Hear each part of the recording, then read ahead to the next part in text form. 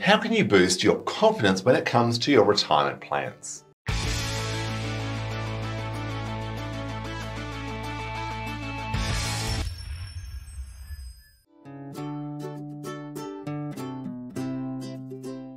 Hi there, I'm Jared Brown, Australian expat financial planner here in Singapore, working with Australian expats all over the world. There was a study released recently by a large research house in Australia that found that the majority of Australians feel ill-prepared for their retirement. They don't have enough, or they don't know if they have enough, they don't know if they're on track, and they don't even really know where they're trying to get to work out if they're on track to begin with. The one group that stood out and did have confidence around their retirement plans, as may come as no surprise to you, are those that sought professional advice. Those working with a financial advisor showed much greater confidence and felt prepared when it comes to their retirement planning. And that is exactly the role of a financial planner, is to instill that confidence, to keep people on track, and to really be in their corner to make sure they feel confident about their retirement plans. So how do we actually boost our confidence? How do we get more comfortable, other than just seeking professional advice, when it comes to our own retirement?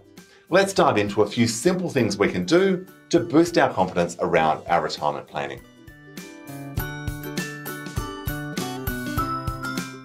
So number one is really having a clear roadmap of where we're trying to get to. So starting with our net asset position, where are we financially? What are our financial assets? What are our financial liabilities? Subtracting one from the other, what is our net asset position? That is our point A. Where are we today? Where are we starting? And then we can define where we're trying to get to. So if we want a retirement income of $200,000 a year, then by using the 4% rule, we divide our $200,000 by 4%, which gives us $5 million. That is the amount of money we need to retire comfortably with our $200,000 each and every year. So now we have our point A, we have our point B. Now we just need to connect the dots and work out how to get from one to the other. But by having a clear picture of our starting point and our end goal makes it possible to define the path to get there. So that is number one. Number two is to increase your retirement savings.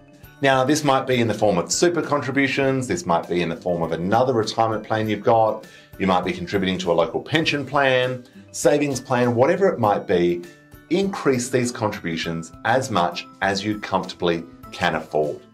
Obviously, there may be a trade-off around current spending versus future spending, so you really need to give some thought to the delayed gratification. How much are you prepared to give up today to have a better tomorrow when it comes to your finances? Again, there is no one size fits all, there's no right or wrong, it's very much a personal choice. But if we can put away an extra $500 or $1,000 or $5,000 each and every month today, chances are that's going to put us in a much better position when we do retire.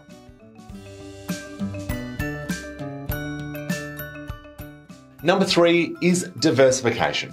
Now, gosh, financial planner's favorite word, but diversifying across the different asset classes and holding structures is going to stand the test of time.